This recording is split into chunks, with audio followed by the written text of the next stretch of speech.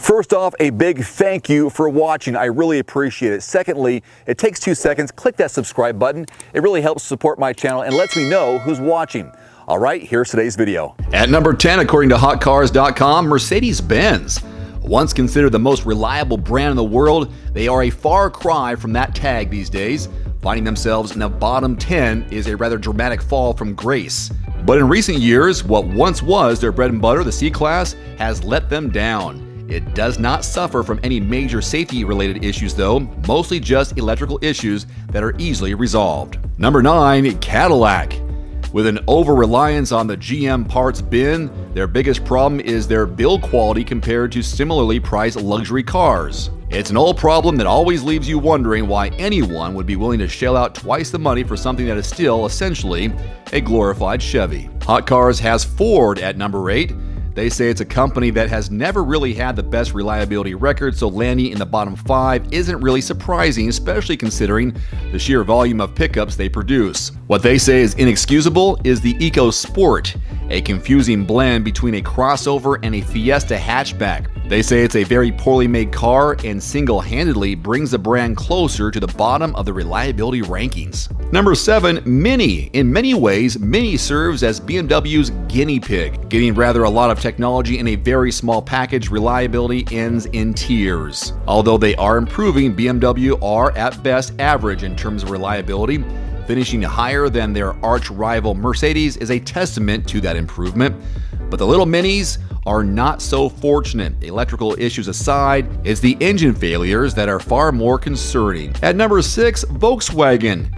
It continues to slide into oblivion, says Hot Cars. With so many of their cars now made in China, it is understandable though. For a company to get it so wrong with what is essentially their foundation is rather disappointing to see. One would have expected some form of improvement from such a big company, but with a shift toward electric, they will likely first go backwards before they start moving in the right direction. At number 5, Tesla. In many ways, all current Tesla customers are essentially test pilots for what is basically future technology. Having said that, some of these test pilots are risking their lives in this endeavor. Many of the myriad of issues their cars have are directly related to safety, and that needs to be addressed in short order if they want to retain their customers. Number 4 is Lincoln. Other brands excused from the overall study because of limited data, low sales volume for example, might well have finished worse off than Lincoln, but nevertheless, what is supposed to be a premium brand is frustratingly unreliable. Ford at least has other vehicles to pull their ratings up a bit, but Lincoln pretty much inherited all their problems with no such safety net. Number 3, Fiat. Fiat and its vehicles can now be found at the bottom of their class. The Fiat 124 Spider can usually be found in last or second to last place in all sports car rankings. The Fiat 500 is another car from the Italian manufacturer that's not rated very highly by its owners either. It should be noted that the Fiat 124 Spider is a very decent and fun sports car. However, J.D. Power gave it a downright awful predicted reliability rating, 2 out of 5. That's the lowest rating J.D. Power assigns. Your first runner-up is the Alfa Romeo. Alfa's Giulia model might just be the sportiest model in its class, however. It also ranked towards the bottom in terms of reliability. The biggest issue when it comes to buying an Alfa Romeo is the brand's low reliability rating. There's only a tiny 13% chance that the Giulia won't require any repairs during a 3-year period.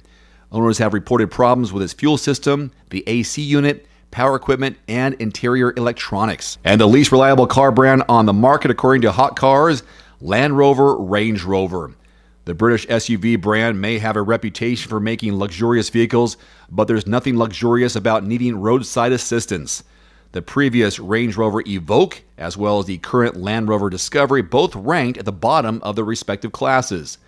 There are several reported problems with these vehicles, such as leaking head gaskets, throttle body coolant leak, oil leaks, air suspension that fails, and the list goes on. This from Abigail Blake from yourmechanic.com on understanding electric car batteries, which was very helpful for me being an owner of a Tesla Model 3. So maybe if you're in the market or have one, maybe this will be helpful to you. I'll put a link to the article in the description below this video. Now, electric cars contain rechargeable lithium-ion batteries designed to produce high energy outputs. they continue to weigh significantly less than their energy density would imply and reduce the overall emissions poured out by cars. Plug-in hybrids contain charging abilities as well as gasoline compatibility for fueling. Electric vehicles, or EVs, earn their name from running off electricity instead of gasoline. Fueling up translates into charging the car's battery. The mileage you get off a full charge varies depending on the EV's manufacturer. A car with a 100-mile range driven 50 miles each day would have a so-called deep discharge of its battery, which drains 50% every day, a difficult number to make up with most home charging stations. For driving the same distance, a car with a higher full charge range would be more ideal because it gives off a shallow discharge. Shallower discharges reduce the overall degradation of the electric battery and helps it last longer. Even with the smartest of purchasing intentions, eventually an EV will need its battery replaced, just like a battery-operated car. Regular car batteries are nearly 100% recyclable, and electric batteries are on their way to matching that with a 96% reusability score. However, when it comes time to replace your car's battery, your electric car's battery, if it's outside the vehicle warranty, it may be the steepest price you pay in car maintenance. Now, when it comes to replacing electric vehicle batteries, due to the high price of electric batteries to begin with, buying a replacement can be super costly. To counteract this situation, most electric vehicle manufacturers provide a warranty for repair or replacement of the battery within a number of miles or years, and if the battery no longer charges above a certain percentage, which is usually 60 to 70%, it is eligible for manufacturer-backed replacement. So make sure to read the fine print when receiving services, because not all manufacturers will reimburse work done on a battery performed by a technician outside the company. Now, should it appear your vehicle no longer holds a charge or seems to deplete faster than anticipated, battery pack or battery servicing may be required on your electric vehicle. A qualified mechanic can often do the job or may even offer you reimbursement for your old battery. The majority of its components can be recycled and repurposed for future use. So make sure your vehicle's warranty covers work done outside the manufacturer to save on service payments. Now, when it comes to factors impacting battery life, lithium-based EV batteries run in cycles.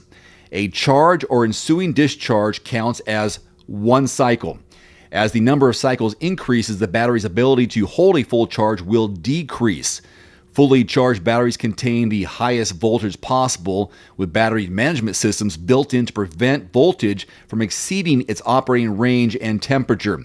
On top of cycles, which the battery is designed to endure for a significant amount of time, factors that are detrimental to long battery life include the following: extreme high or low temperatures, overcharging or high voltage, deep discharges or low voltage, and frequent high charge current or discharges, meaning too many fast charges. So how are we supposed to increase our battery life? Good question. I got the answer right here. To prolong it, they've got 7 best practices. Number 1, don't leave battery at a full charge. Leaving it at a full charge too often stresses the battery and degrades it faster. Number 2, store it in a garage. Keep your EV in a garage or temperature-controlled space whenever possible to avoid temperature extremes. Number 3, plan for your outings. Preheat or pre-cool the EV before going out if you haven't unplugged the car from your home charging station. This practice helps you avoid using battery power while driving. Number 4, use economy mode if available. EVs with eco mode will turn off the car battery while stopped. It acts as a battery power saver and helps minimize your vehicle's overall energy consumption. Number 5, avoid speeding. Battery efficiency tends to decrease when you exceed 50 miles per hour. When applicable, keep your driving speed down. Number 6, avoid braking hard. Hard braking uses the car's conventional brakes. Regenerative brakes, activated with gentle braking, save battery energy, while friction-based brakes do not. And number 7, plan vacation settings. Set the charge level to 50% and leave the EV plugged in while away on long trips if possible.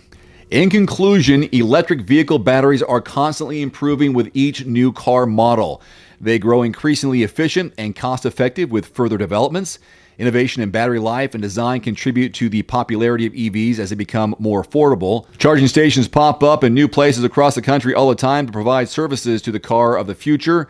Understanding how electric car batteries work maximizes the efficiency an EV owner can gain. This again from Abigail Blake from yourmechanic.com. Only disclaimer here is that the statements expressed are only for informational purposes and should be independently verified. Again, I put a link to this article in the description below. One final note, if you are in the market for a new vehicle soon, great. Connect with your local dealership and price and test drive at least 3 different vehicles. A vehicle's strengths and weaknesses can only be discovered when you are behind the wheel. My reviews can be good, but you need to test drive these yourself. Visit quotes.everymandriver.com, select the make, model, and your zip code, and you'll get invoice pricing in your area on those vehicles. Shop smarter with price quotes at quotes.everymandriver.com. Thanks for watching. Please click subscribe and give us a thumbs up. See you next time. Hey, I want to let you know about a new feature on everymandriver.com. It's a car payment calculator you can use anytime when you're trying to figure out what your potential loan amount is and the monthly payment figure. So what you do is you type in the vehicle price, your down payment, trade-in figure, sales tax, interest rate, and the term of the loan. Click calculate, and then you'll figure out the loan amount and the monthly payment. It's a free tool now available on everymandriver.com.